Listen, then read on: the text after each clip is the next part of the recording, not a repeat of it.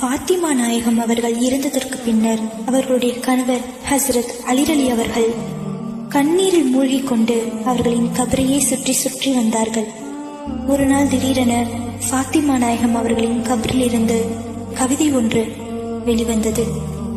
அந்த கவிதைகளின் சோகத்தை பாருங்கள்.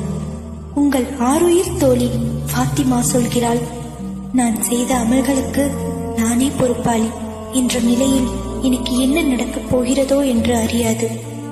கல்லுக்கும் மண்ணுக்கும் இடையில் சிக்கி தவித்துக் கொண்டிருக்கையில் என்னால் உங்களுக்கு என்ன பதில்தான் சொல்ல முடியும்?